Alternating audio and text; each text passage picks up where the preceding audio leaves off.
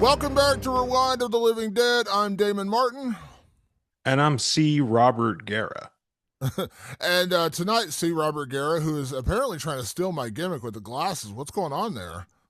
Damon, for those on YouTube who watch us and they see that now I have glasses on, they probably noticed that for I don't know, the past 290 episodes that I seem to like be squinting like I'm completely blind. It turns out I was. I went and got an eye exam and they were like, "You need glasses, especially at night. You're clearly not seeing well up close." And Damon and I do this podcast from our computers and everything's kind of right up in your face.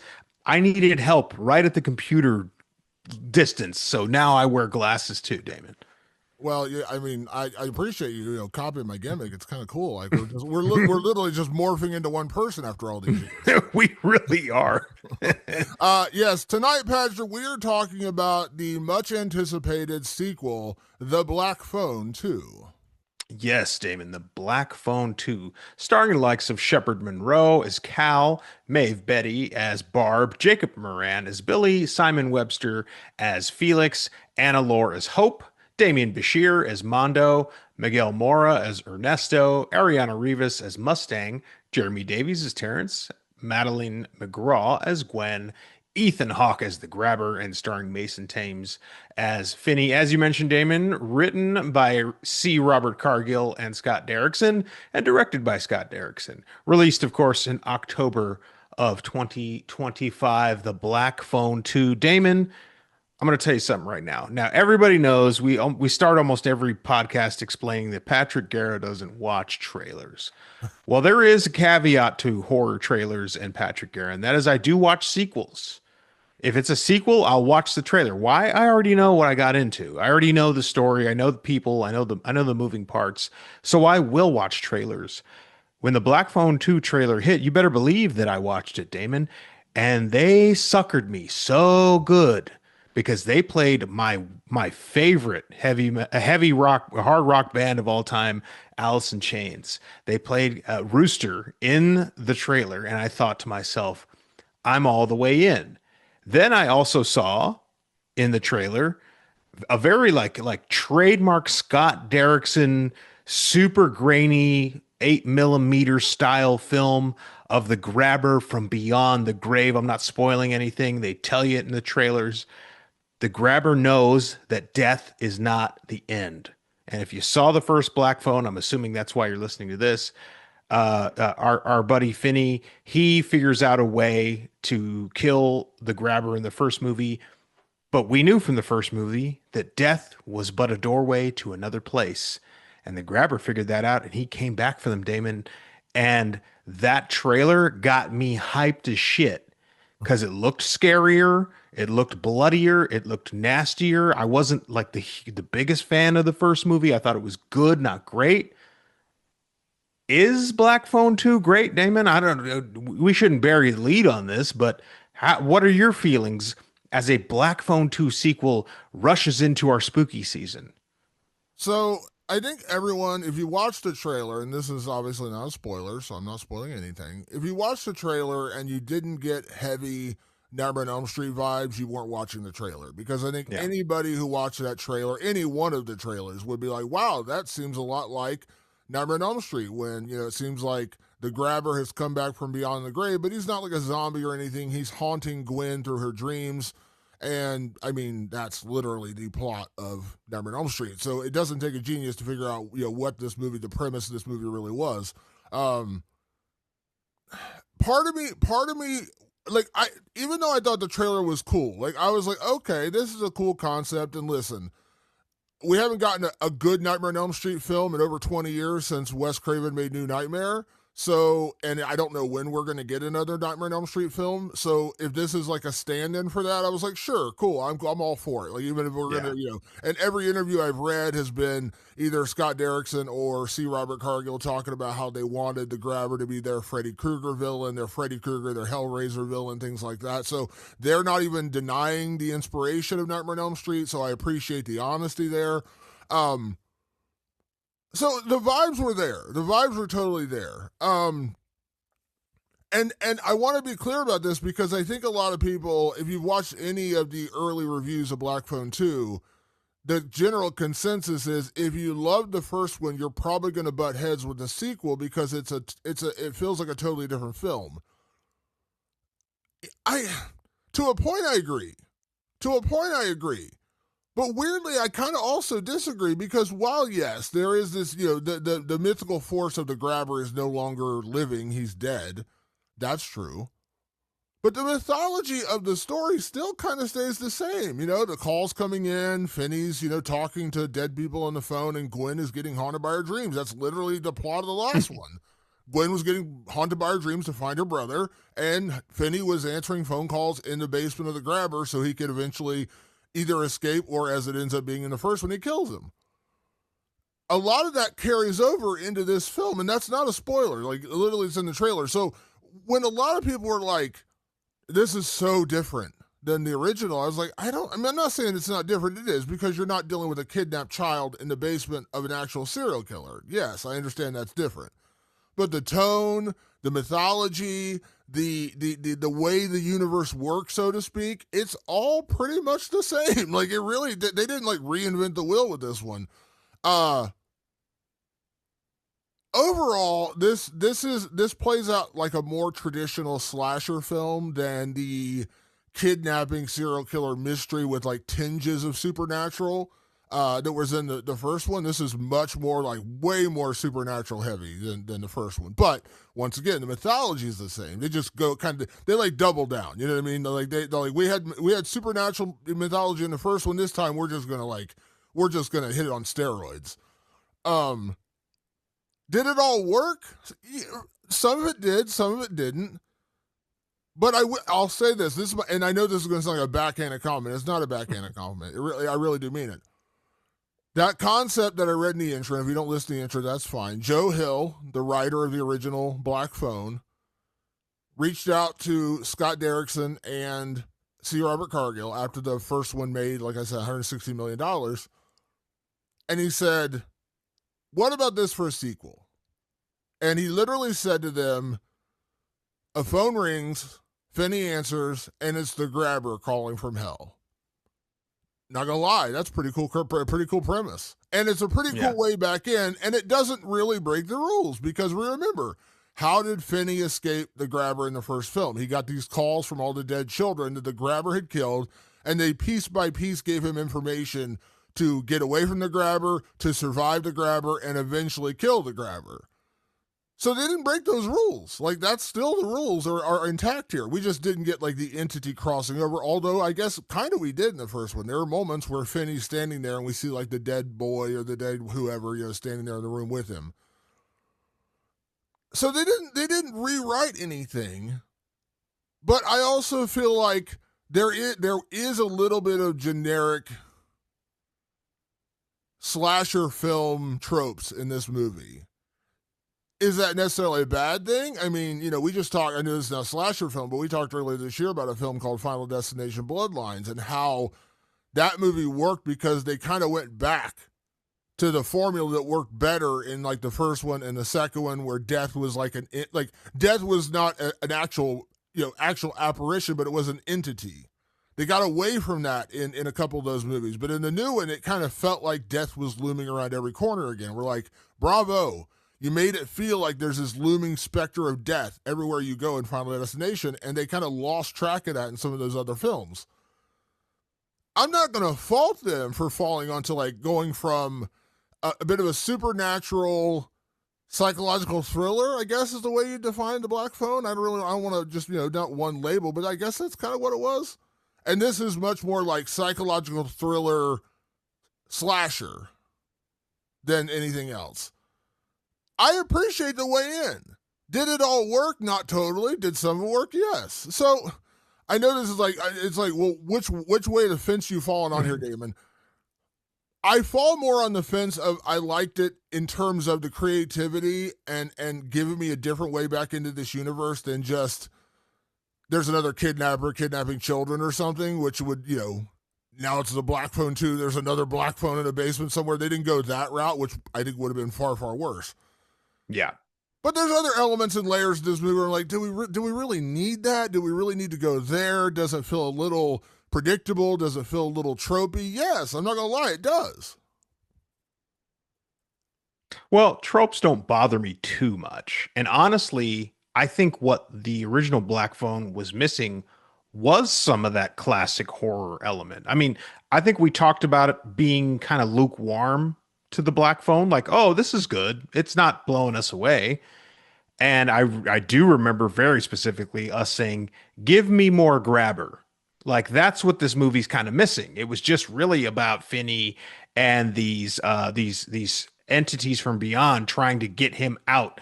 And I was like, man, I think you had a really great character in the Grabber and you didn't use him. So when I heard with the sequel, it's like, oh, he's from beyond the dead and he can't be stopped now because he's dead with all the rest of them, and we know they can reach out from beyond, so why couldn't he? It makes total sense.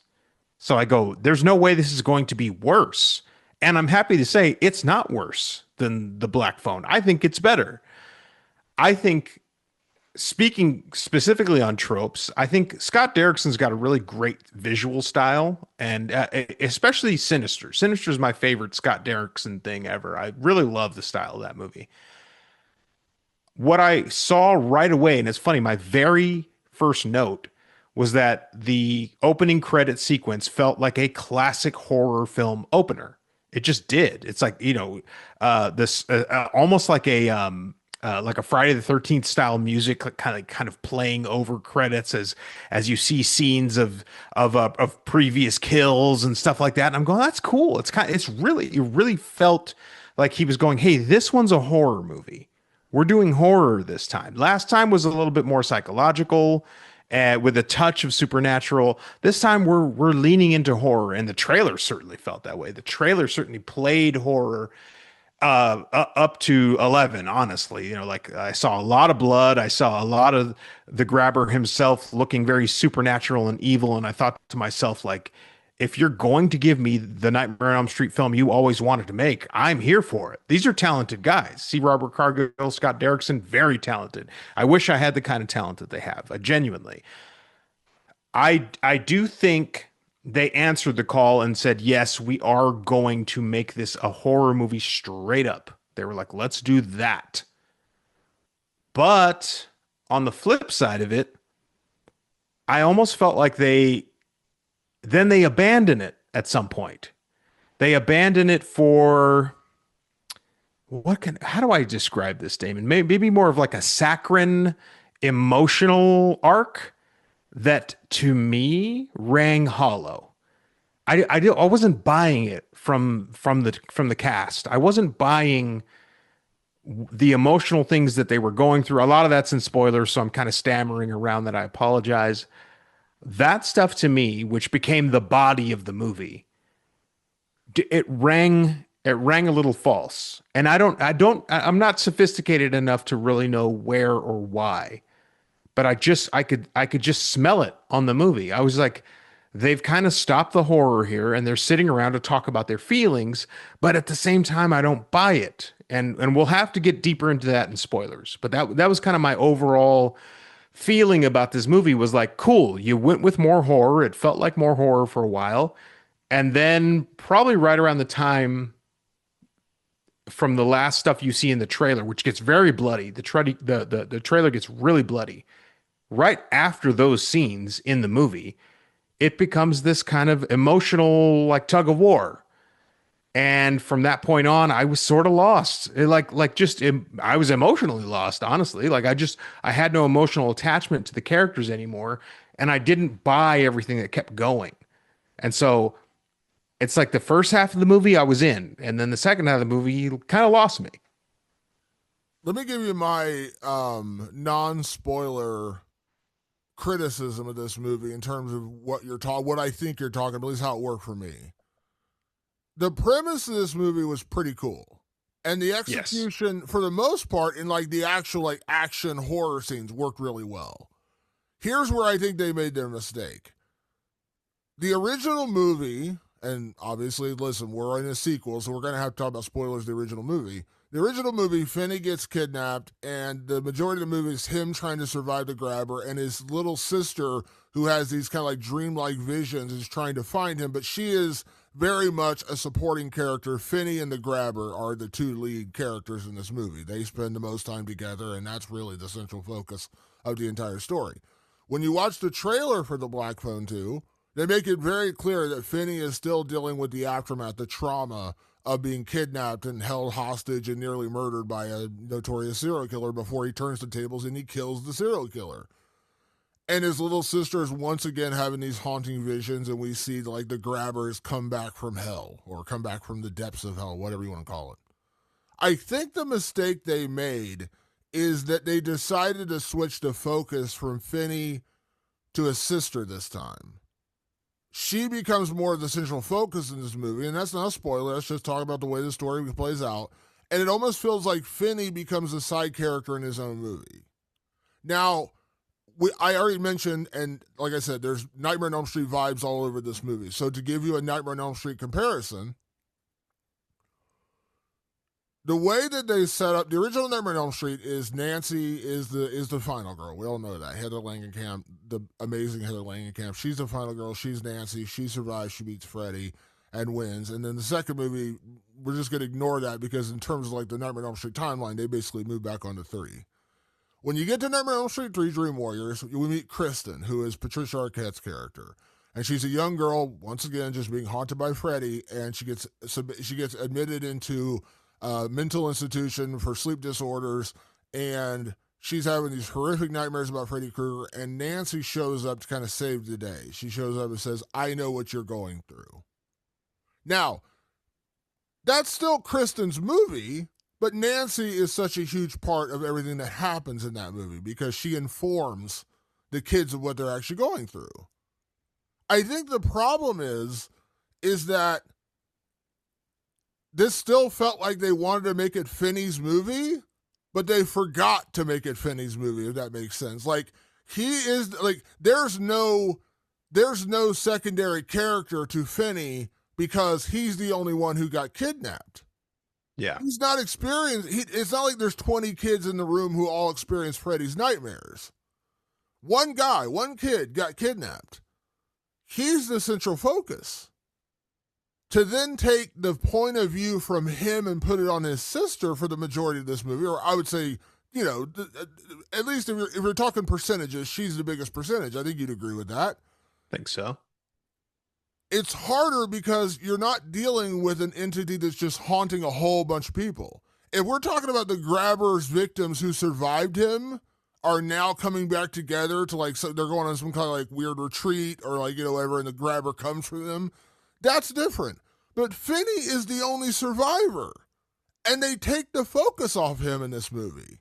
He becomes a side character in his own movie. That would be like in the original Nightmare on Elm Street, they made a direct sequel, and Nancy was the only survivor, and Freddy can't haunt people anymore, but like somehow Nancy becomes a side character in her own movie. That's kind of what they did here. They kind of they kind of like, here's Finney, 4 years later, he's still traumatized by what happened in the grabber's basement, rightfully so. But let's set him to the side because now his sister's dealing with some shit.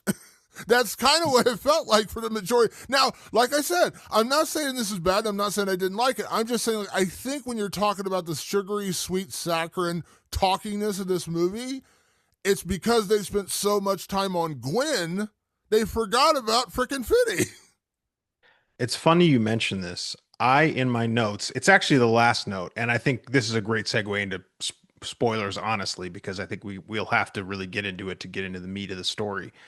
My last note was, I think this movie needed a Dream Warriors approach.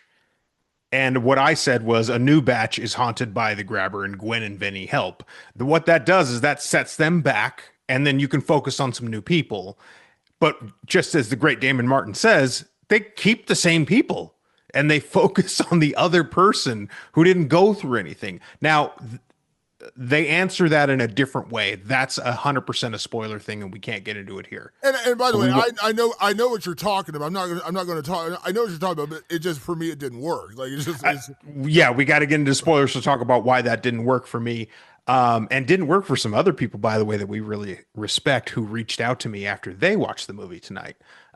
We won't be mentioning any names, but certainly there's other people out there who agree that there is a strong weakness in this movie. And I think you nailed it, Damon. I was really searching. I really had trouble, and I was having a conversation with that person. I was like, I don't understand why I'm not locking into this movie. They had a very interesting response that I will get into in spoilers. But I like what you're saying here too, and it makes a lot of sense to me.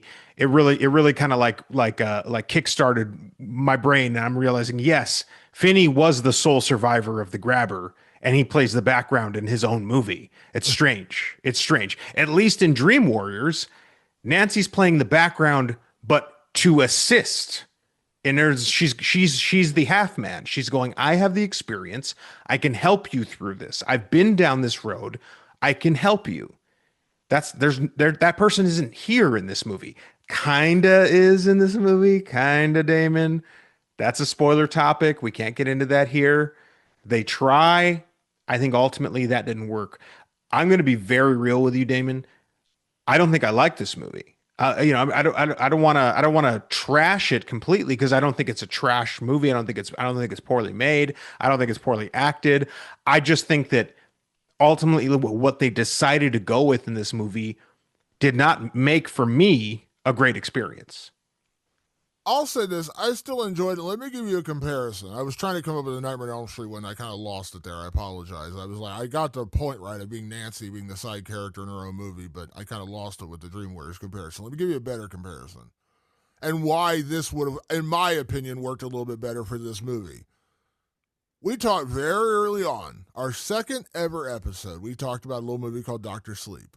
And Doctor Yes. Sleep is the spiritual, it is the sequel to The Shining, but obviously years later.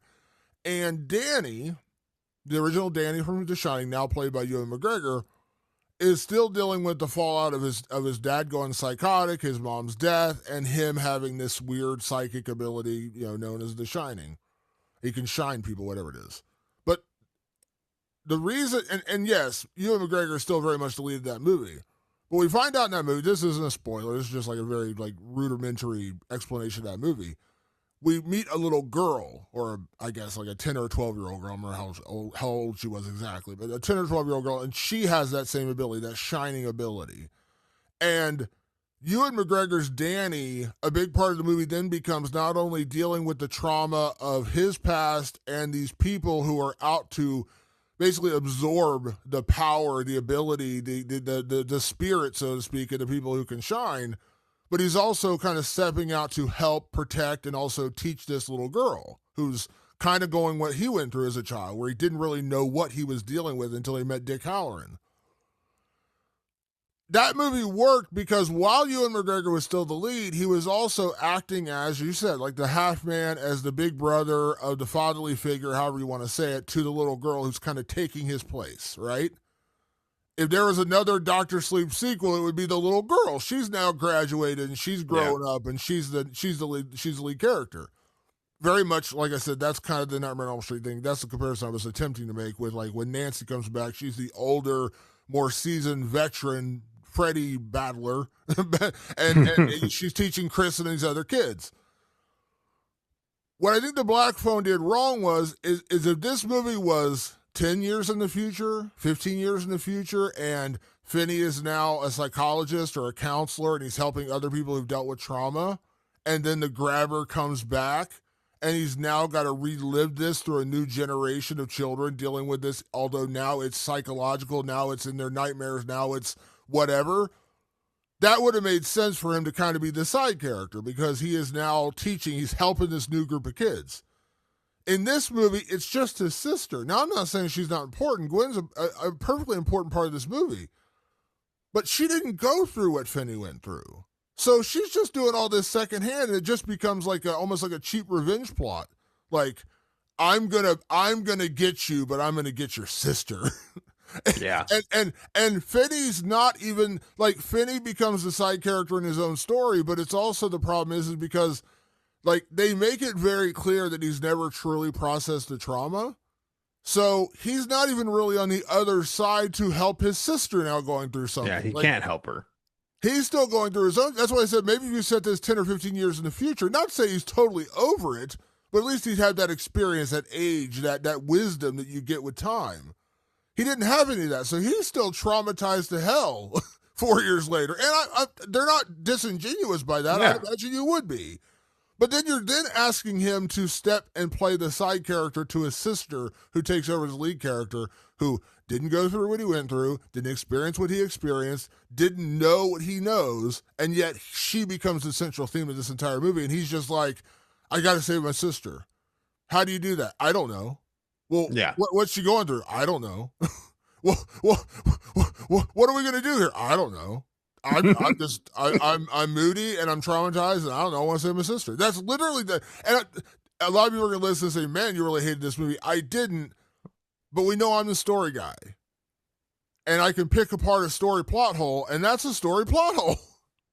And you picked apart why I don't like this movie. I really don't. I have no desire to see this movie again. And I didn't love The Black Phone to begin with. I was just very, very curious because now they changed the rule set, and now the grabber could, I think, live up to his full potential, which I thought was missed in the first movie.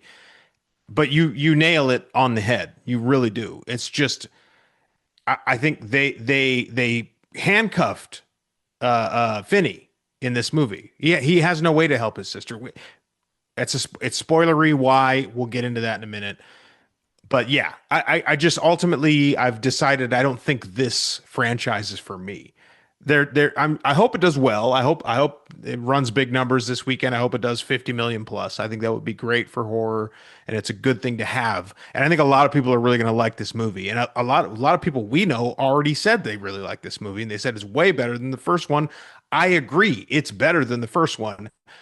But it ultimately, that's more spoiler territory as to why it's not going to work for me as a idea, unless they full blown, go Dream Warriors, Dream Master on me and just go into a new stratosphere with this franchise. I think they have to stop playing in this specific pool. Last thing I'll say, and we'll get to spoilers. Just want to say this: this movie plays out more like a classic slasher than it does, like I said, the psychological thriller with a tinge of supernatural that the original one did. And we talked about on this podcast, going back to I Know What You Did Last Summer, I said very poignantly, I said, have we just outgrown slashers? Like, have we just got too sophisticated for slashers? Like, unless you're going to do like a Terrifier where the appeal is a psychotic clown is really carving people up and you're tuning in for the gore and the grossness and the nastiness. Because I like Terrifier, but very rarely have I tuned into Terrifier because I think it's the most amazingly written, plotted story. I'm not saying I don't like it. I do like Terrifier. Right. I'm just saying, like, I'm not tuning into it because I feel like I'm going to watch an Aaron Sorkin script. Okay. Black Phone 2 is a better than average slasher what we're getting these days. Now, I know, once again, that sounds like a very backhanded compliment, but I would rather watch the Black Phone 2 than a lot of the other attempts at slashers in recent years. Now, people are going to say, well, you haven't liked a lot of slashers in recent years. You're correct. I haven't, because they haven't been great. They've been struggling really good. There's actually a slasher on Shudder right now. Hello, Shudder. Hi, Shudder. Called Night of the Reaper. I'm sure you've seen people talking about this one. I've seen people talk about it. I haven't gotten to anything. I've been so busy. It's pretty solid. It's a good little slasher with a twist. I'm not going to tell you what the twist is. I'm going to say it's a good slasher with a twist. And the twist is like, oh, okay, that's kind of cool. They're not reinventing the wheel, and it's certainly not like the best movie ever. And I'm not trying to overblown it, but I'm saying, like, for a slasher, it's like, oh, that's a cool kind of creative twist and a cool different way in, right? Like, I was like, all right, cool. That's all I really need. I Know What You Did Last Summer, the remake, tried to give you something different, but it was like, it was very basic and just, it is what it is. I will say the Black Phone 2 is better than what we've gotten recently in slashers, and I would be much more apt to probably watch this again in the future than some of the other movies you reviewed. But do I think it's like this amazing achievement? Do I think it's like, oh my God, they just made a new Nightmare on Elm Street? No, it's certainly not that. Yeah, I would agree. And I think there are more frustrating parts about this movie than satisfactory parts of this movie. Oh, Damon, boy, do I agree with that. I really, yeah, Yeah, let's get to spoilers because All I right. don't know what So else to say. we are now getting into spoiler territory. Spoiler territory. Excuse me, I can't speak tonight. If you have not seen the Black Phone 2, clearly you need to go see this before we get into this next part of the podcast. Or if you want early access to these episodes, maybe you're listening to this on our Patreon. And you're like, I got to come back after I see the movie. Just go to patreon.com/rewindedlivingdead. Sign up. We post these episodes. We're recording this late Thursday night. It's going to go up about a half hour after we record. So you're going to have it technically before the movie actually even comes out, because the movie drops technically on Friday. You can listen to the first half of the show, come back on Saturday or Sunday and listen to the rest. Patreon.com/rewindedlivingdead, early access plus bonus episodes, things you won't get anywhere else. So go there and subscribe. With that being said, Patrick, let's get into spoilers. And do you want me to roll the plot? Do you want to roll the plot? Oh, Damon, feel free. So, long story short, we are 4 years after the events of the Black Phone, and Finney is still dealing with the trauma of being kidnapped and nearly murdered by the Grabber, but he ultimately did get the better of the Grabber and killed him. And so now Finney has kind of become a bit of a local celebrity where people are like, hey, you're the guy who killed the Grabber. And he's kind of become almost like an anti-bully in a way. Like kids are like, oh, I can kick your ass, you're not that tough. And then Finney kicks the shit out of the kids at school who try to test him. Now Finney's kind of turned into the badass. And Gwen, his little sister, is now being haunted by new nightmares. Visions of her mother, which we learned in the first film, she had similar dreams and like these weird like premonitions, and her mother killed herself. And afterwards, her dad blamed himself for not helping her when he could, started drinking heavily, and he beats his children. He's a horrible dad. And basically, Finn and Gwen have to take care of each other. So now 4 years later, their dad is clean and sober. Boy, what a redemption arc the dad gets in this movie, by the way. That's actually one of my favorite parts of the movie. They really redeem him in this movie. It's a good job on that one.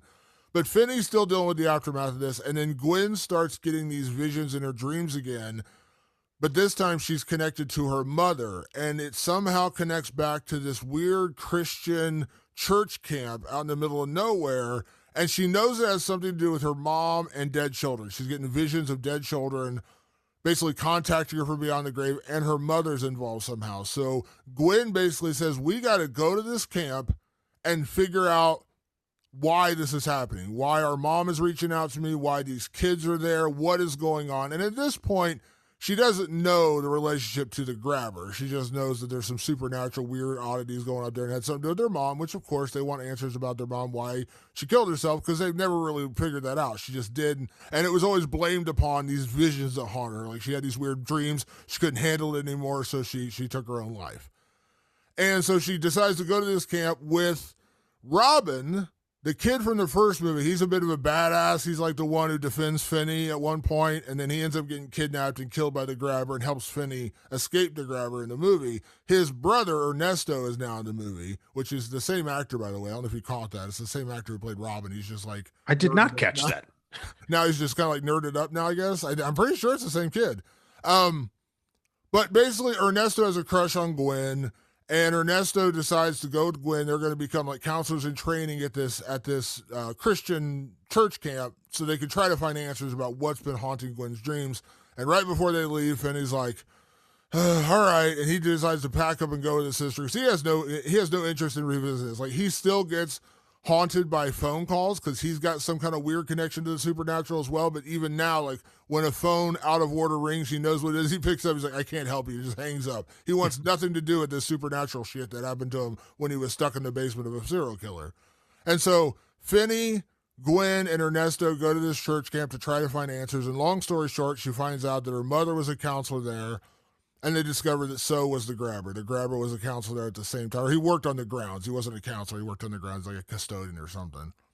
And long story short, and we'll talk about the actual ending in this movie later, but long story short, you find out that Finney and Gwen's mom, through her own dreamlike premonitions, discovered that the Grabber was the guy she used to work with at this church camp.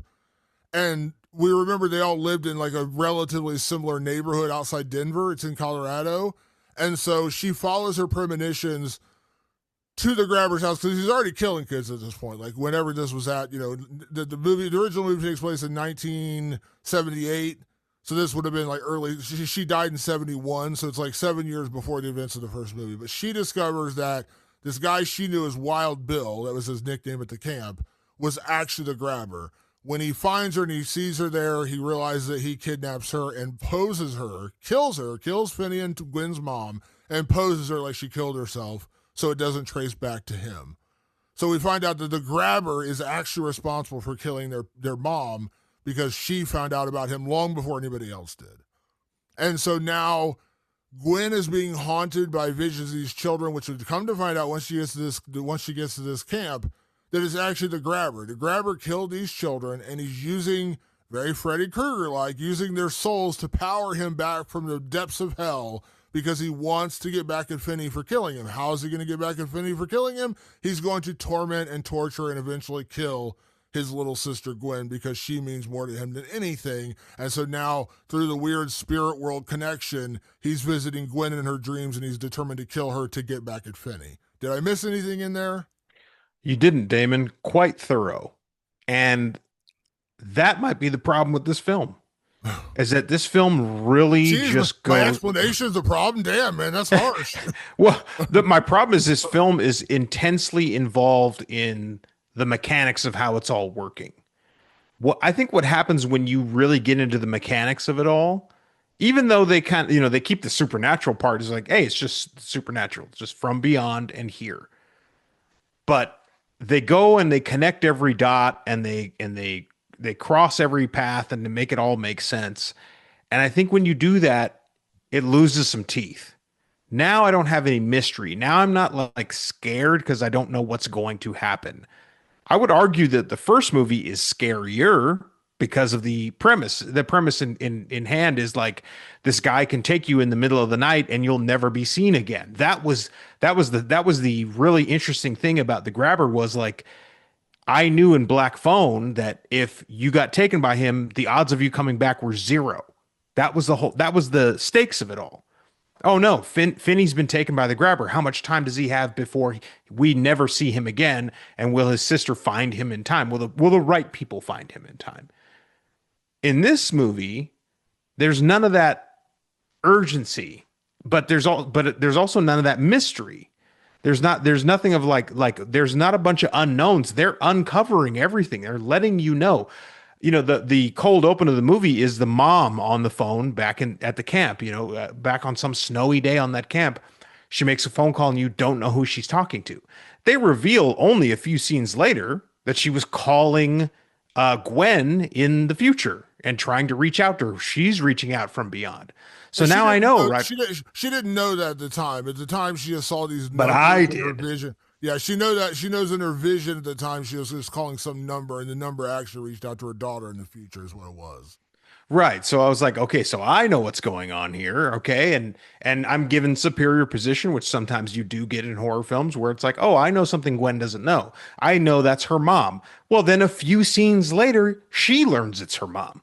And you're like, okay, that mystery solved. And it almost landed with no impact. Like if I was getting calls from my dead mom over the phone, it would be affecting me in a whole different way.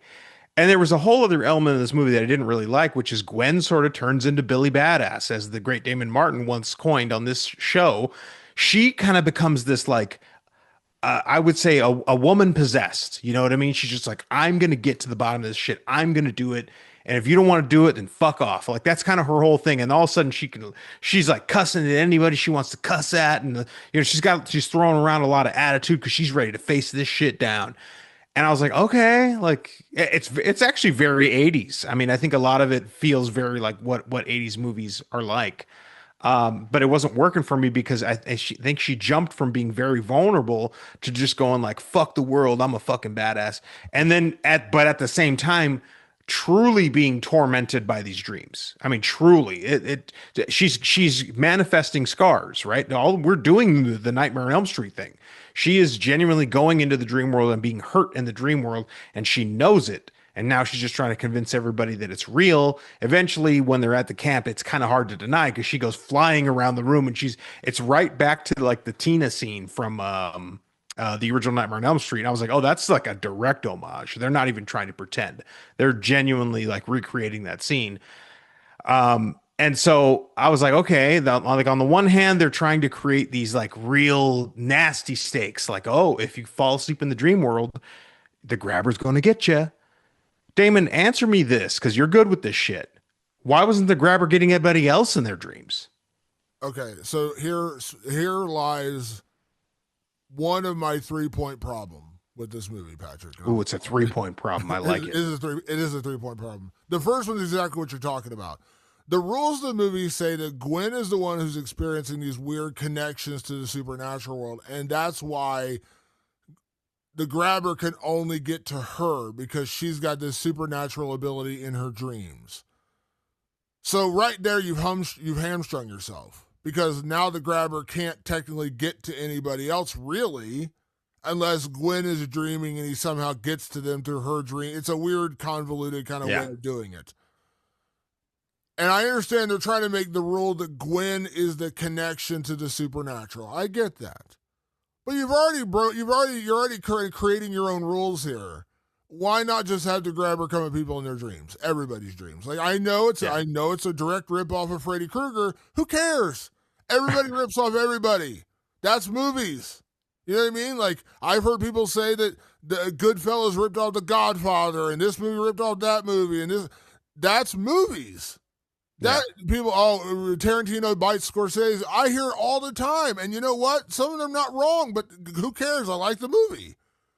Just rip it off. Just go for the full dream sequence. Stop fucking around. Only Gwen, only Gwen. You've made your own rules and now you've set yourself in a little fenced-in area and you can't get out of it.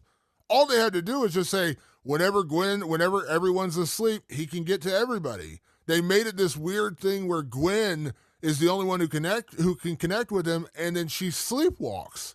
And it kind of lures other people around. And so like the grabber becomes this like weird invisible entity that looked kind of ridiculous, if I'm being honest. Like a lot of the scenes where like people are interacting with the grabber and he's just like this invisible force. Just let it be in the dreams. Just let them all be in the dreams. Part two of my 3-point problem with this movie. Did you notice, and I'm sure you probably did, there are no deaths. No. Nobody dies. No. Nobody dies. Not a single person that starts alive in this movie ends up dead. They even had it set up. They had a weird religious camp counselor who ran the place. They had 2 weird innkeepers that were there for some unknown reason, and they had the lead guy's niece, who was clearly being kind of set up to be like, ooh, maybe this is gonna be like a romantic interest for Finney. And then Gwen had her new boyfriend Ernesto. 7 people at this weird Christian church camp. They all make it out. Where are the stakes? Where are the stakes? I couldn't find them. I mean, where are the stakes? And it would have been great, Damon. And I want you to get to your third point because believe me, I like it when it comes in threes. I just want to state that if nobody dies, then where's the urgency for me? And I can tell you right now, when the shit, quote unquote, was hitting the fan in this movie, I could care less. I was really just sitting there going, okay, and because I could feel it. I was like, nobody's gonna die. Nobody's dying. You had all these opportunities to kill people. I mean, boy, the two innkeepers who are very like kind of like abrasive Christian, and they're not very nice to Gwen and Finney. It's like kill one of them and then make the other one go, oh, it was that demon girl. It was her. It wasn't. There's no grabber, or it's your unhinged brother because he's all crazy and shit. Like the opportunities were sitting there to create a problem and create a death. You're making a slasher, so slash somebody. Am I crazy, Damon? Or maybe I'm a sicko. It's rated R. We can go down that road if we want to. It's C. Robert Cargill and Scott Derrickson who made Sinister, which scientifically speaking is one of the scariest movies around. Like, can't we go there? I mean, they ran somebody over with a lawnmower in Sinister. We can do it. Why didn't they do it, Damon?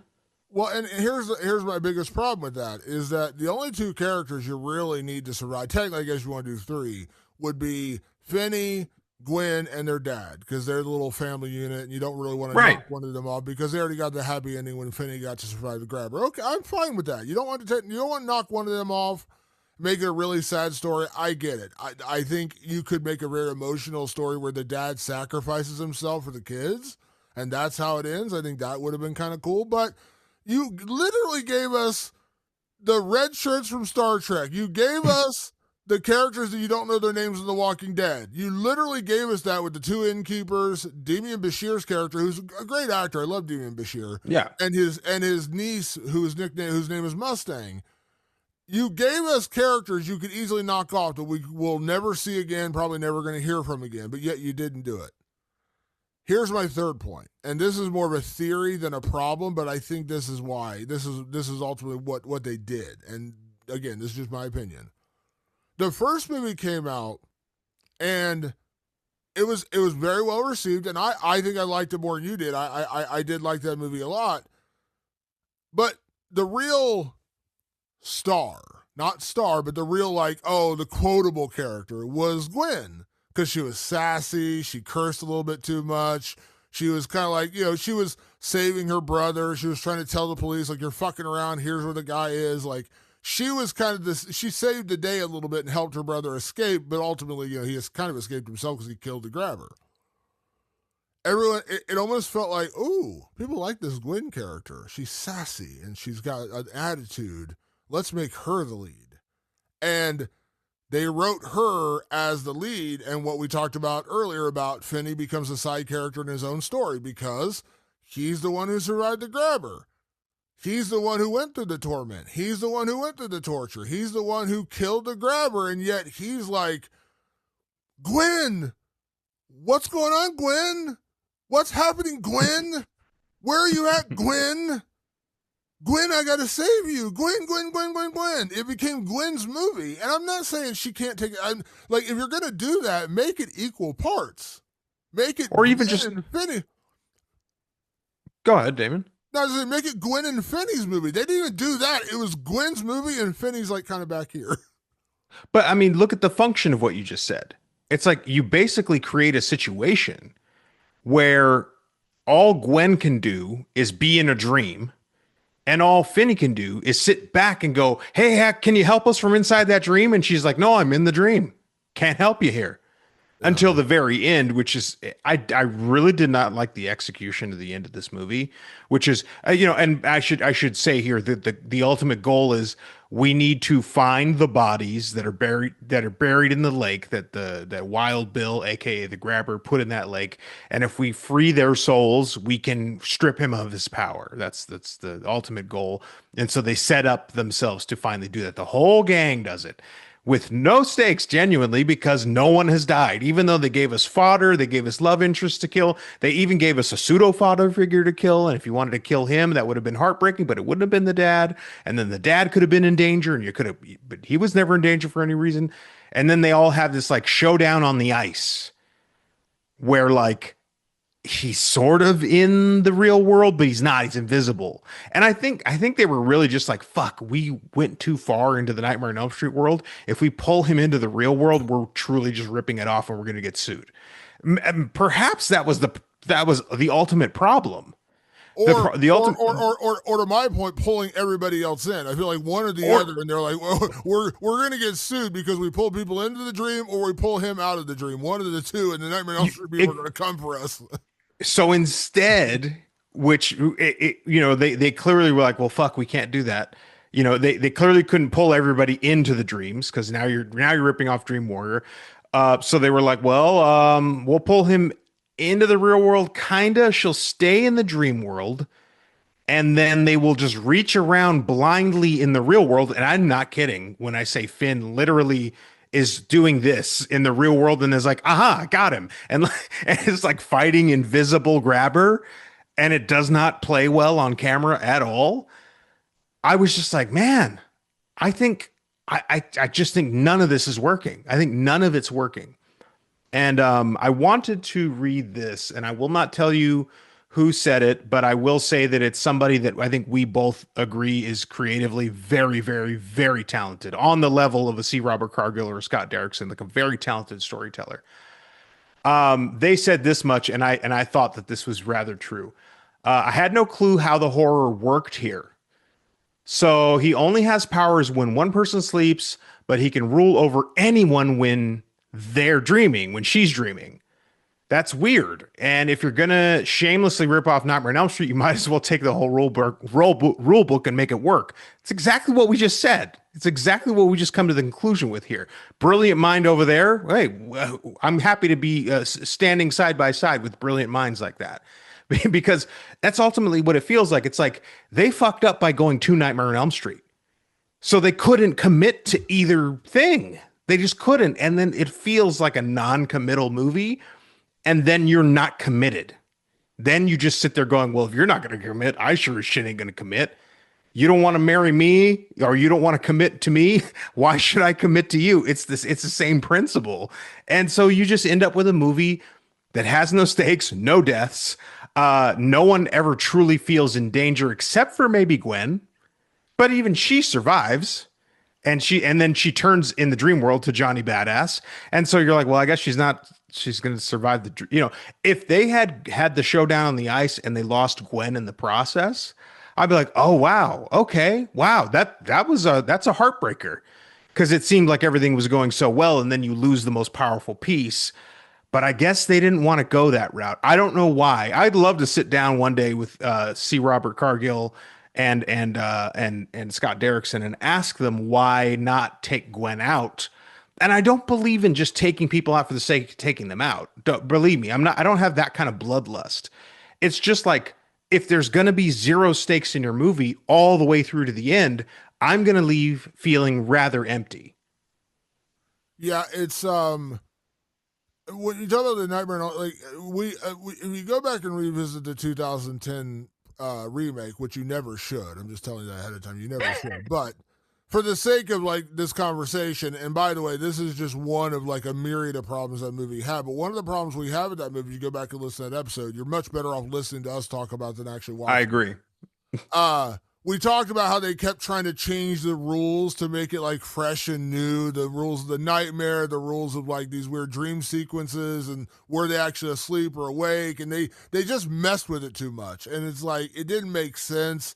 They like had characters going in and out of the dream world while they're like in a truck. It was weird shit. And it's like, why are you trying to reinvent the wheel here? Just remake what is good and just make it a modern version. Okay. If you're gonna do it, just do it. Don't fuck around with it. And they're like, no, we got a creative way for these weird dream sequences and how people get in and out of their dreams. It did not work, amongst a million things that didn't work about that movie.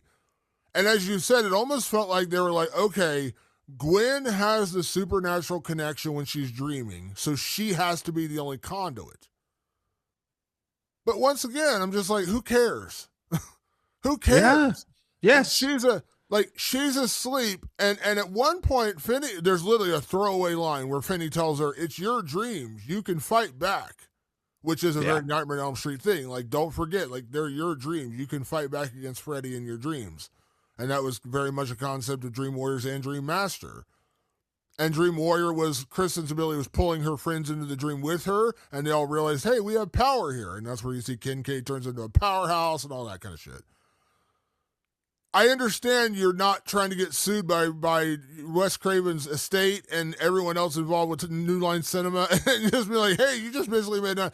But, I mean, if you're going to go for it, just go for it. So you've just, like I said, you've hamstrung yourself with these rules where, like, okay, Gwen's the only one, and when she goes under, it's just her in this weird dreamlike sequence, but yet the grabber can exist, sort of, in the other world when she's in this dreamlike sequence, yet when... I'm saying dreamlike sequence a lot. When she's in this dreamlike sequence, you can't even wake her up because they try to shake her awake. They dump water on her. She won't wake up. It would have just been 1,000 times easier if you just have her fall asleep and then she pulls everybody else in, or she pulls the grabber out, or she going in means the grabber can come out. Then you're not even breaking the rules. You're not even doing the I'm going to hold on to him, wake me up, and pull him out like they do with Freddy and in the original Nightmare on Elm Street to do it again in Freddy versus Jason, whatever. Make it the rules where when she's under this trance-like state and she's in the dream world, then he can become like a corporal being in the real world. Maybe something like that. I'm not trying to tell C. Robert Cargill how to write. He's an incredible writer, but I'm just saying, like, you really made the rules too difficult to work here, because at the end of the day, Gwen's the only one who really has power here. And then we end up with an odd Finney versus Invisible Grabber fight, which looks weird and bizarre and doesn't work at all on film. And just not to reiterate what you've said, what I've said, what we're saying again here, there are zero stakes. Yeah. Like, I didn't care about the innkeepers. I didn't really care about Demian Bashir's character. And sure, nice guy, and I like him as an actor, but I didn't really care about any. All of them could have been slashed off the earth, and I couldn't care less. They're all side characters. If you're so desperate to save Finney and Gwen and their dad, sure. Everyone else could have died. Nobody else died. Not a single person. Now, the actual in. Go ahead. Go ahead. No, I think that's actually the true problem with this movie. It's like, okay, use all these rules that you've set up here, you know, where it's like half a Nightmare on Elm Street, half not, but kill somebody. Make it so that we have to act.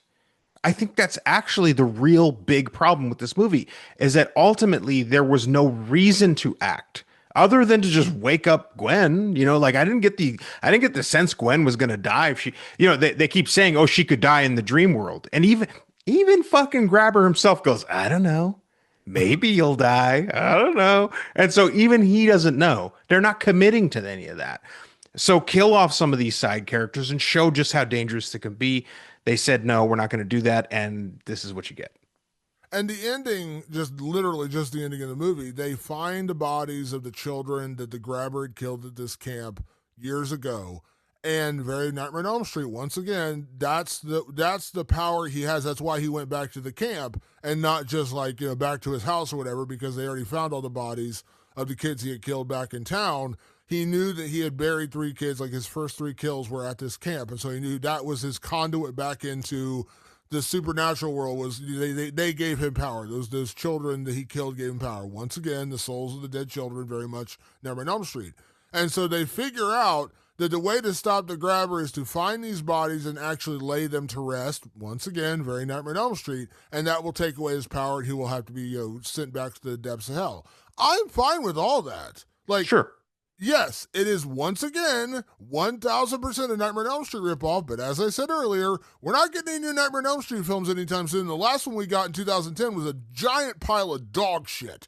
I am fine if you rip off everything of that universe and just call Freddy the Grabber. I am fine with all that. But give it to me and stop fucking around with what you did in this movie where they dig up the bodies, his power goes away, and the day is saved. Okay, like I said, the actual ending isn't really my problem because like it's just working within the rules of Nightmare on Elm Street. They save the souls of the bodies of the kids. They take away his power. The Grabber goes back to hell. Cool. That's all cool. Gwen's fine. Vinny's fine. Vinny's dad's fine. Ernesto's fine. Mustang's fine. Mondo's fine. And the 2 fucking random religiosos are fine. Where are the stakes? Yeah. Where and the ultimate ending of the movie sees Gwen answer the phone. Finney can't even hear it. She answers the phone right at the edge of the lake, like we saw in the cold open, and on the other side is her mom. And her mom says, "Thank you so much for what you did, and where I'm at now is beautiful, and I just want you to know that." Oh, that sounds so nice, doesn't it, Damon? Like, wouldn't it just tug at your heartstrings, Damon? And it doesn't. It rings so hollow because I did not get an impression from these characters that was looming over them this whole movie or these last 2 movies, the death of their mother. The death of their mother feels like just a detail back there somewhere. And if it was impacting this movie so much, I'd have to feel it somewhere. So when they have this final conversation, and she gives this performance where she's very, you know, just upset, and she's hearing from her mom, I go, oh, it's a beautiful thing what I'm seeing there. I just didn't feel it anywhere else in the movie. If you're implying that she's sort of hard-edged and talks back to people and all that shit because she's angry about her mom dying, then goddamn it, put it there somewhere. Put it somewhere in there. Connect the 2 things. Don't expect me to just at the end of the day go, oh, that's nice. It didn't feel earned anywhere. I mean, shit, she talked to her mom twice on the phone. One time she didn't know, and the second time she did. And she wasn't like, Mom, I love you so much. Like, there wasn't this like childlike panic for like, I desperately want to speak to my mother again. Where was that? Where the fuck was that? Even the If emotional you stakes were gone. if you remember the first film, the concept of the mother was that she killed herself after she was dealing with these weird supernatural dreams that were kind of haunting her. And that's why their dad kind of went off the deep end, started drinking. Sure. When Gwen starts displaying this same behavior as their mother, he basically beats her and is like, "You can't do what your mother did. I can't watch you walk down this same psychological torture where you're gonna fall apart and kill yourself." Now in the sequel, they redeemed that by saying she didn't kill herself. She actually was murdered by the grabber. Once again, is it convoluted, a little convenient? Sure, but that was the whole point. Her whole role in the first one, the mother, was that she had the same ability as Gwen, and no one believed her, which I understand that, because if somebody came up to you and said, "Hey, I dream about the future, and I got probably I'm precognitive," no, you'd be like, "You're a fucking psycho. You're a lunatic. Shut up." But the redemption, so that was really the only thing we learned about the mother, and the father now takes it out on his children because he doesn't want them to become like she killed herself. He doesn't want his daughter to fall down the same path as his wife, and so he's very cruel and mean. And then by the end of the movie, when they get Finney back, he's like, I seen the error of my ways. I'm gonna be a better dad. And as I said, the dad has a real redemption arc. I'll be honest, I think the dad's redemption arc is probably my favorite part of this movie. Yeah. And I'm fine with the whole she didn't actually commit suicide. I'm going to give you a rewrite of Living Dead here. Just going to give it to you, Patrick. Love it. We learned that the mom didn't kill herself. The grabber actually killed her, and we see that it is kind of heartbreaking when their dad walks in and finds her hanging from the fucking ceiling. Pretty intense, pretty brutal scene. I get that. So rather than the phone ringing and we hear from mom saying, "I love you, darling. Tell your brother I love him too. And great job stopping the grabber. You're fucking awesome," which is basically what she says. I would have had a much bigger emotional connection if the end of the movie is Finney, Gwen, and the dad going to her grave and just having a cathartic moment together saying, "We love you. I'm so sorry that you went through what you went through, that we didn't believe you. I'll always love you, and thank you for trying to save us when you did." And they all hug and they lay flowers on her gravestone, and that's like their cathartic moment of saying goodbye in a proper way, where it's not like she killed herself and now we have to deal with the aftermath of her suicide. That would have been, in my opinion. By the way, I'm clearly not calling myself a better writer than C. Robert Cargill. I'm just saying, I think that emotionally would have resonated more than her answering a weird phone call and saying, "Oh, Mom," and she's like, "You did great, honey. The world over here is beautiful, and all the kids are with me, and I love your brother, and tell them I." It would have just been much more cathartic if they go to the graveside, they have a moment together as a family to say goodbye and say, "We love you," and then they move on. And then they all kind of move on with their lives, or we have to assume they would. Any would-be screenwriter or current screenwriter who's successful here that listens to this podcast, you probably want Damon Martin combing over your scripts. That's my point. And I guess that includes C. Robert Cargill, which sounds ridiculous and it sounds pompous of us. But tell me that isn't a tearjerker, heartstrings moment where a family in the real world, right here, right now, who was deeply affected by the death of their mother, come together in the end. Because boy, are they fractured through this movie. They certainly are. I mean, they're not at each other. Well, they are at each other's throats, and they're all having difficulties. Gwen and Finney and his dad, Gwen and his dad and both the kids. They're all kind of having a little bit of just this dust up because of what's going on. And this would be the true closure of this chapter. You could finally close them out and just go, okay, we all felt the pain of what had gone on now, and now we can move on from it together as a family through Mom's help and how she helped us from beyond the grave, and how Gwen helped us, and how Dad helped us, and how Finney helped us by tackling the Invisible Man. We all played our part, and now we can all be together here and release all that pain. Where all of us together can release it finally. And certainly Finney needed to release the pain. He was kind of a mess in this movie. He needed to release that pain for sure. And since this movie's focusing on Gwen so much, why not release her pain like that? Instead, they give her this phone call moment, which I guess is them saying, "This is how we release the pain." I don't know. Just am I crazy or do I like Damon's version better? Yeah, I think I do. Well, they also made a point. We're talking about, like, they're making rules and trying not to break them with the whole Gwen dream sequences, but yet didn't we learn in the first one that the more time you spend as an unquieted soul on the other side, you lose memories, you forget who you are. Remember that in the original one when they're like, Hmm. "My name is Robin," and then like the next time he's like, "I don't remember my name." But here's what you need to do. Remember, like they say, the more time you spend as like an Yeah. unquieted soul, as a lost soul, you lose your memory, you forget who you are. So now 7 years later, after the mom kills herself, she's still like, "Oh, kids, it's me." Well, but she is now released, right? She's not no But she's but no longer in that but limbo, so maybe she but has that the clarity now. but that's what I'm saying. Like, okay, but if you're not in limbo, are you still like? Why are you still able to reach out? Like, they're already breaking the rules, is what I'm Yeah, they're saying. So why not? too many Why not? convoluted. Yeah. Why not just go ahead and break the rules altogether and let Gwen pull people into her dreams, or as I said, pull the guy out? One of the two, because you're already saying like, okay, when you cross over, like if you just die, you just cross over. You go to heaven, hell, whatever their version of that is. It's the people who are stuck, who never had their souls laid to rest. Those are the ones who are kind of stuck in the middle. The kids who have been murdered by the grabber, who never got a proper burial, never got found. They're all dead, buried in his backyard or whatever. And then the grabber who got murdered, and he is in hell, and he's basically clawed his way out of hell to come back and get Finney and Gwen. You've already made those rules. So now you're saying that the mother, okay, she's an unquieted soul. She's a restless soul. She never crossed over because she was killed by the grabber. Yes, we have her body and everything, but she never got satisfaction of her death. I'm fine with all that, but it's 7 years later. If by your rules, you lose track of time, you lose track of who you are, wouldn't she call and be like, "Hey, Gwen," and she's like, "Mom," she's like, "I don't know who the fuck I am, but thanks for helping me out. Bye." So you're already breaking that rule. Just break a lot more rules. Break the rules. Like I said, I think this movie would have been 1,000 times more cohesive and ingestible by just bringing them everybody in the dreams. And then you're just making a straight up Nightmare on Elm Street movie. I understand that's a ripoff. I'm fine with it. And the grabber just takes you into your dreams and he starts killing motherfuckers. And somehow at the end of the day, Gwen and Finney and their dad defeat him.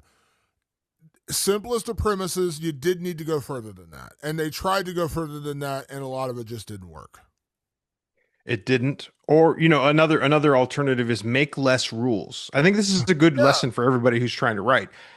Put less rules, keep the rules simpler so you don't step on rules. Even the great C. Robert Cargill, my God, he's a fantastic writer. Don't get me wrong. We're not here to diss this guy. He's fantastic. He's a nice guy too, by the way. I'm just saying that once you establish a bunch of rules, you have to keep them in place, or things start not adding up, and that's what happened here.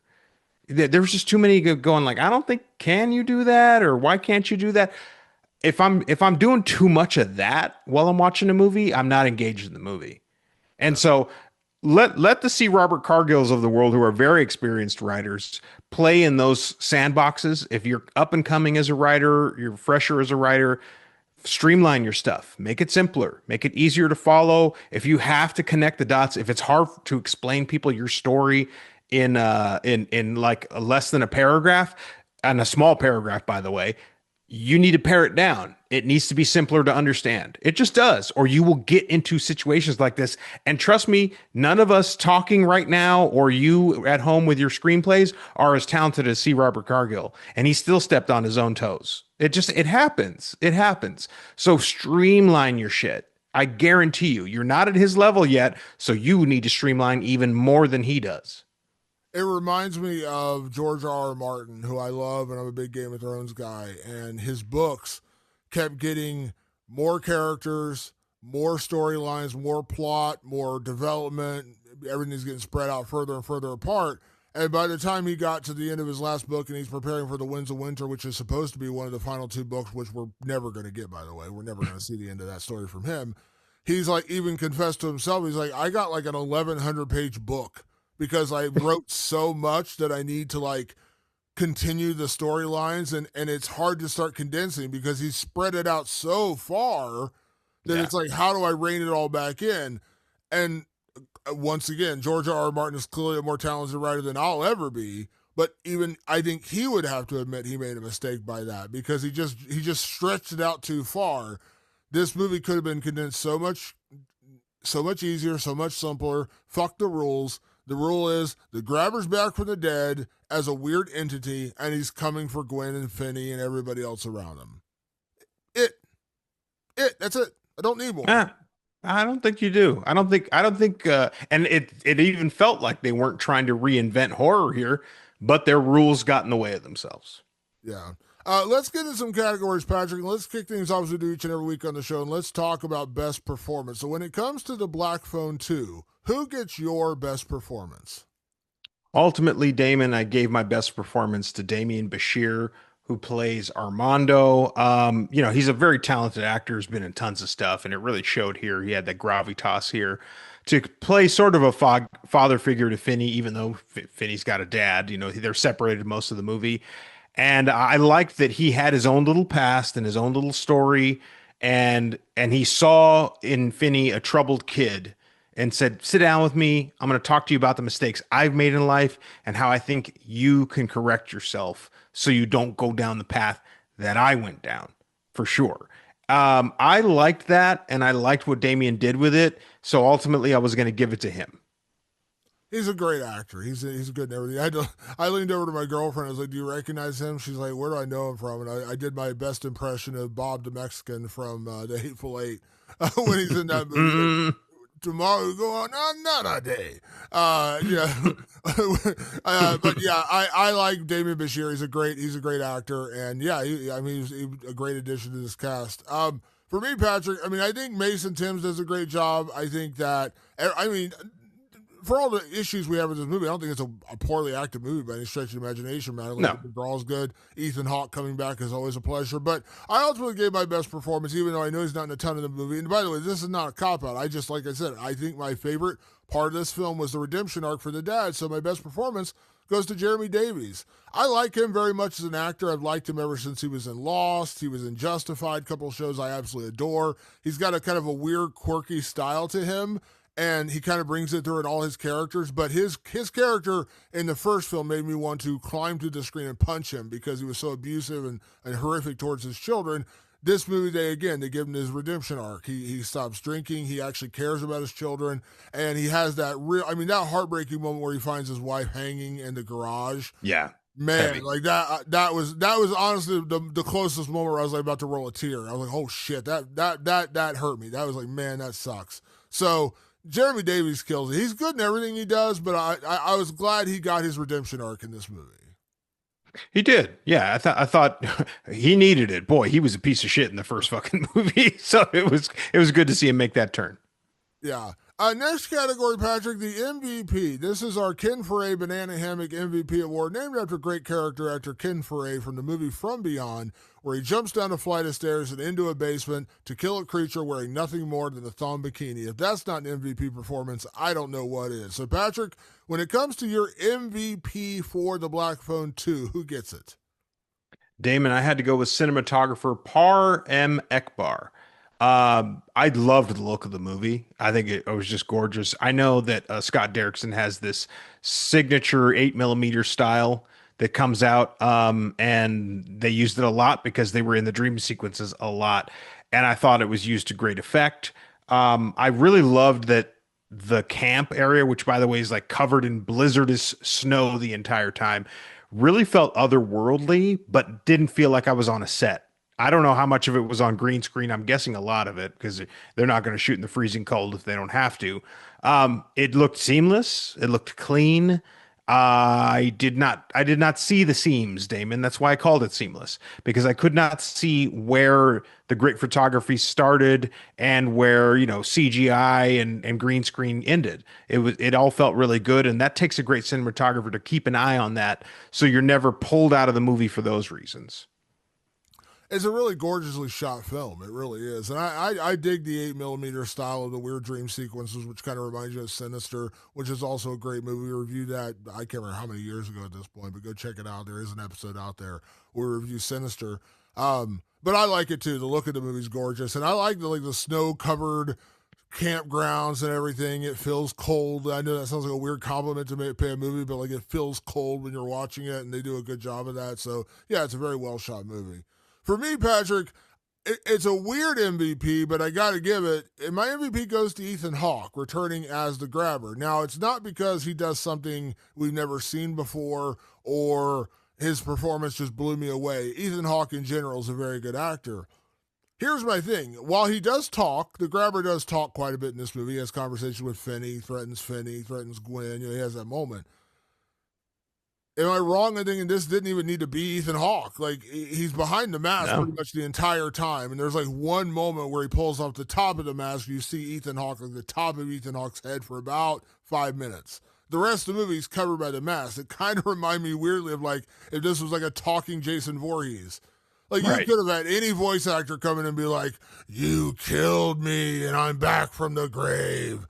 You didn't need actually have Ethan, like, you didn't. Like, you didn't need Ethan Hawke in this movie. The fact that he came back and played the Grabber in this movie, cool. I mean, like, I'm glad he did, and I'm glad he committed to it, and obviously has a great relationship with Scott Derrickson and C. Robert Cargill after doing Sinister and, of course, The Black Phone and now The Black Phone 2. I'm glad he did because I love Ethan Hawke, but, like, he didn't need to be in this movie, and he came back anyway. So, like, good for you. Because, like, am I wrong? Like, this was like a Jason. I know you're a big Kane Hodder guy, and I know you love Kane Hodder's Jason. But in reality, like, if you're not a hardcore fan, or you're really outside the size and the stature of a Jason, you're not really going to know the difference between Jasons because they're all just masked silent killers. Some are bigger, some are smaller, but they're all ultimately the same. The Grabber didn't need to be Ethan Hawke, but Ethan Hawke came back, so good on him. I think it's rather timely because we've been talking recently, and there you can see on rewindoflivingdead.com an article with Robert Englund saying that, you know, they should just cast whoever, an unknown guy to replace me for Nightmare on Elm Street. It really shouldn't matter. But here's the thing. He's right. It didn't matter. It didn't matter that Ethan Hawke wasn't physically in the movie. I mean, for all I know, there was a stunt double, like a body double there, like just in the suit all the time because the suit, I don't know. I have no clue.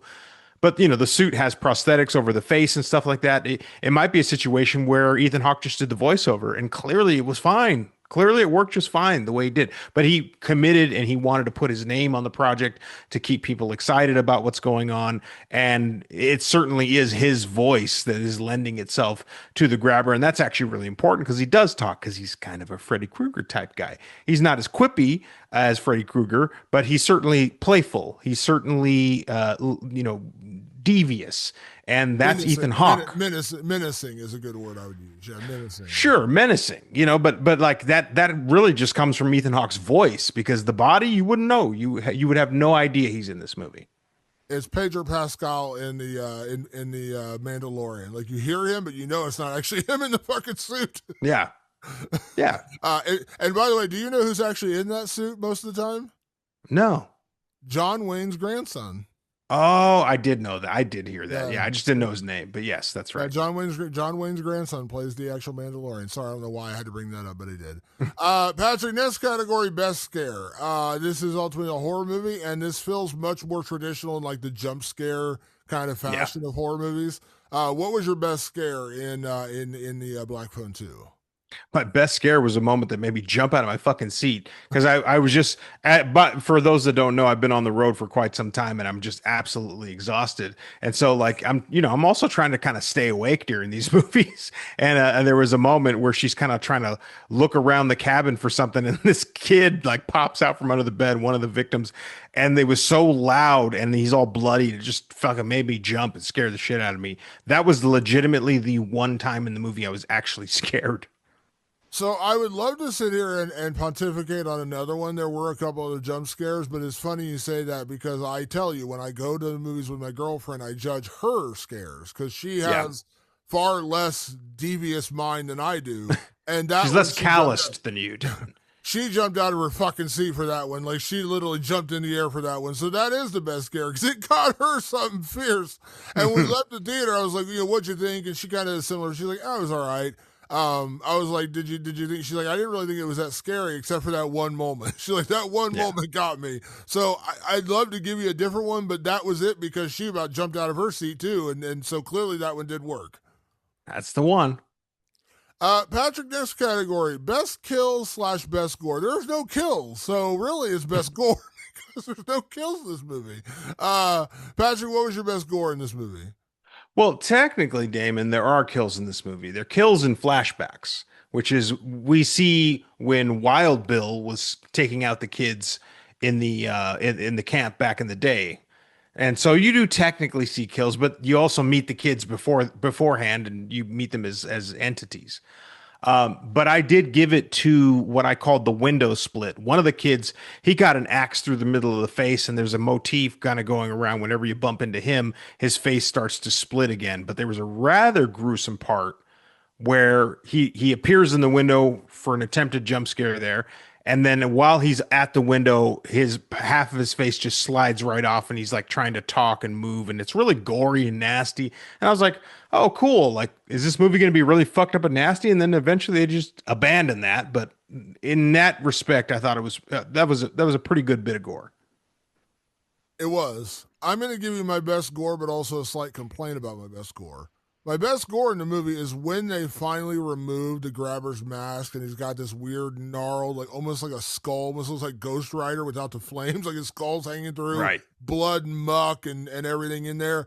But what pissed me off is in the trailer, they show a moment where the grabber rips off the bottom of his mask. And you see like the gnarly, like skull teeth thing going on underneath the Yeah. mask It's thing. got skin missing, stuff like that. Yeah, I'm like, why did you need to put that in the trailer? Because yes, they do that exact thing in the movie, and then when they pull off the rest of the mask, you see like the weird skull, his hair's missing, it's all messed up and dangling, and that's when Finney ultimately gets the better of Invisible Grabber and beats him and defeats him.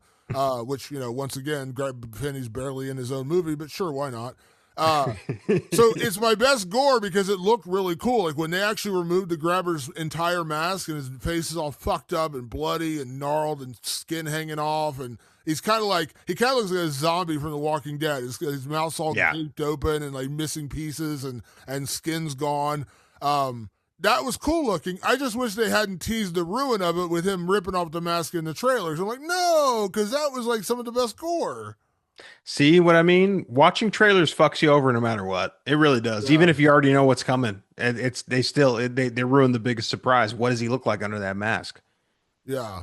Patrick, next category. Can we survive this horror film? Now, this is the category where you and I take whatever movie we're reviewing and we put ourselves into the place of these characters. And we ask, would we make it out alive? So when it comes, I already know the answer. When it comes to the Black Phone 2, we do make it out alive because you know why? Because nobody fucking dies in this movie. Nobody's in danger, Damon. We all make it out alive. That's not my rules. That's the movie's rules. The movie's rules, nobody dies. So we're good. Nobody dies. And by the way, like there was a moment because they go to when they show up to the Christian camp. There's like the people are like the caretakers. I never fully understood what they were there for because the Damien Bashir's character owns it. So who were these caretaker? Anyways, doesn't matter.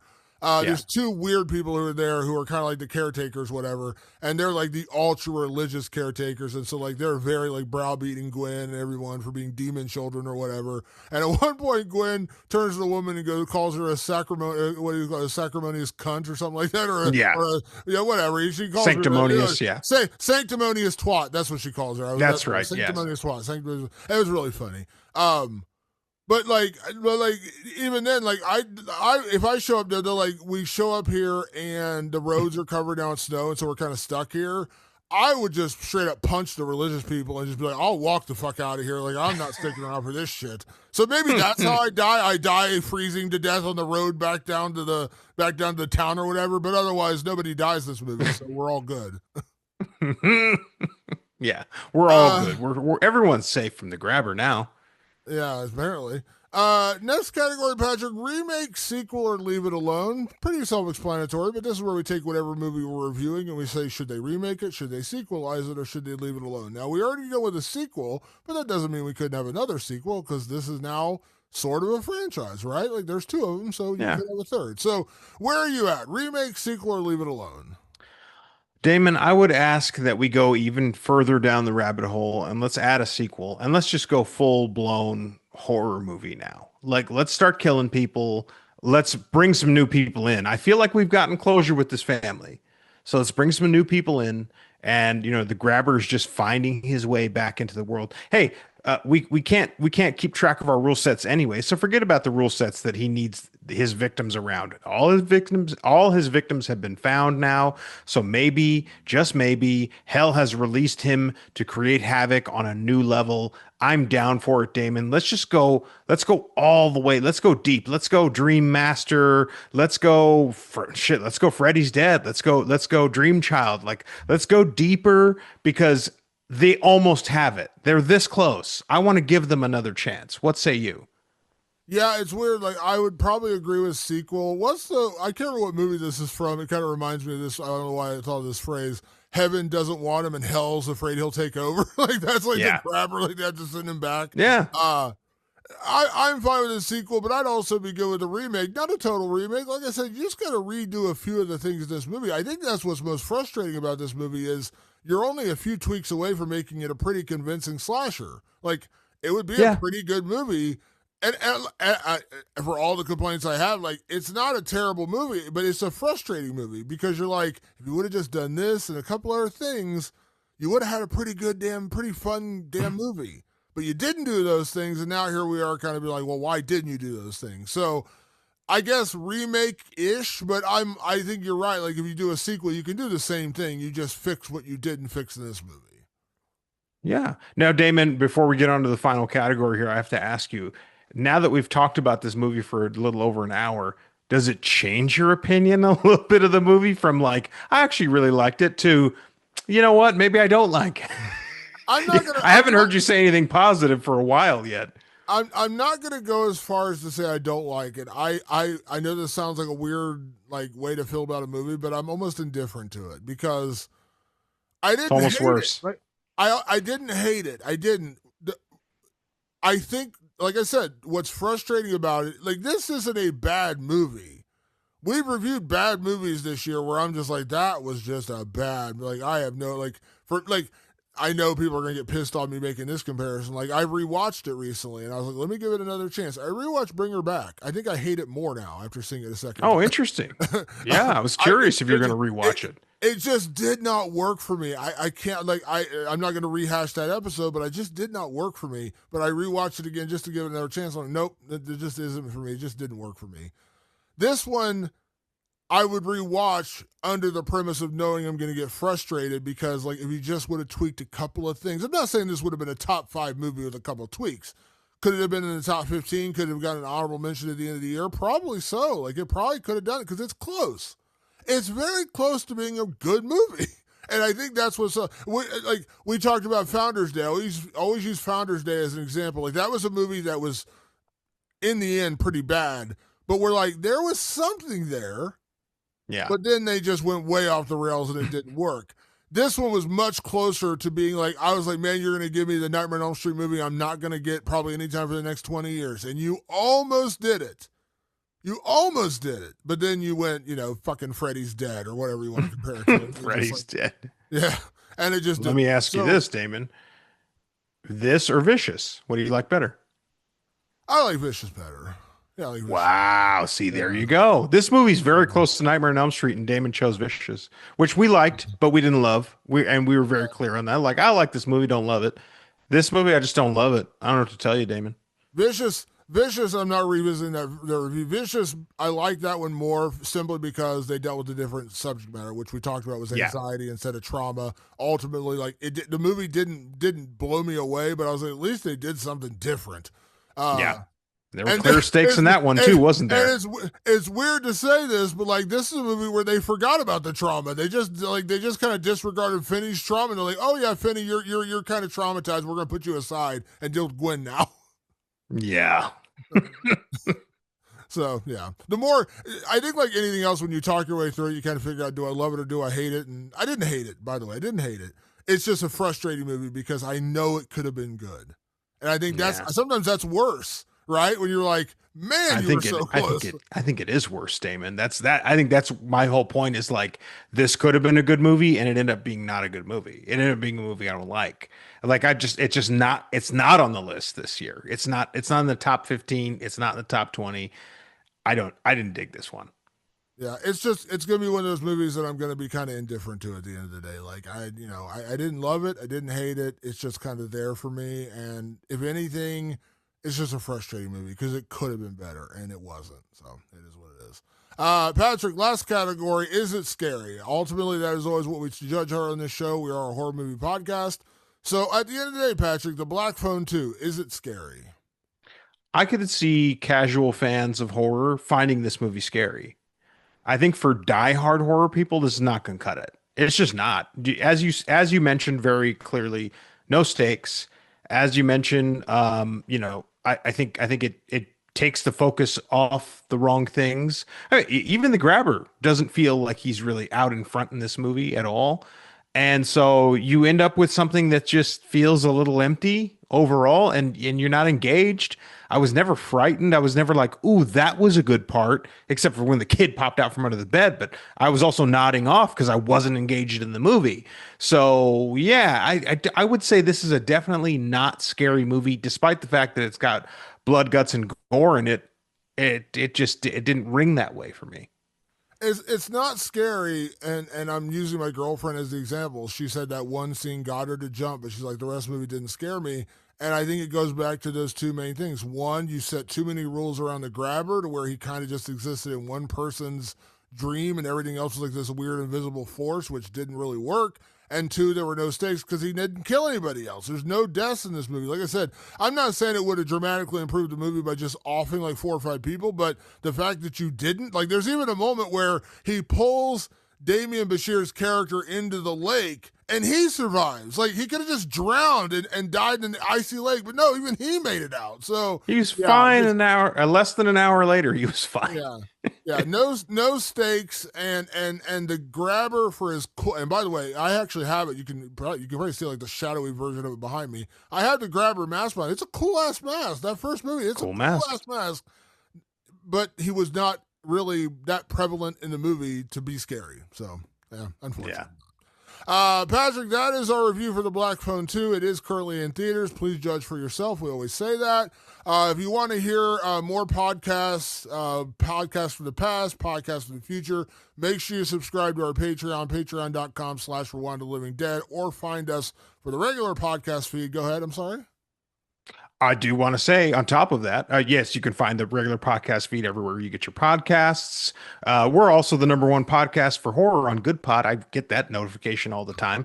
So thank you, Good Pod, wherever you guys are. I also wanted to mention that on our Instagram now, we are adding more reviews via our good friend Real Dumb. He has joined the Rewind of the Living Dead cast.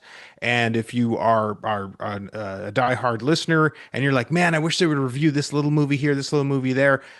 Now Real Dumb has stepped in to add to our reviews. He's just doing them on our Instagram. So feel free to go to our Instagram and see Real Dumb already had a review. Guess what? He's already got another one coming. He already is working on another one. I'm working behind the scenes with him to get him the movies that we can't get to. And so be sure and engage in our Patreon, engage in our social media. And when you're asking for us to check out a movie that we aren't going to be able to check out, we might be able to get Real Dumb to check it out, and you'll get to hear his review on our Instagram. So there you go. So check out Instagram and all of our social media channels. Just search for Wanted Living Dead, and you'll find us over there. And send us questions, comments, movies you'd like us to review. Maybe we'll get a movie that you want reviewed, and we'll hand it over to Real Dumb. Let him take a look at it if we just don't have time to get to it. So do that as well. And you can also find us on our own personal social media channels. I am at Damon Martin, and you are? At Director Patrick. And as always, want to say a big thank you to everyone that tunes in to Rewind of the Living Dead. We will see you next week for a new episode. Thanks so much for tuning in, and we will see you then. Peace.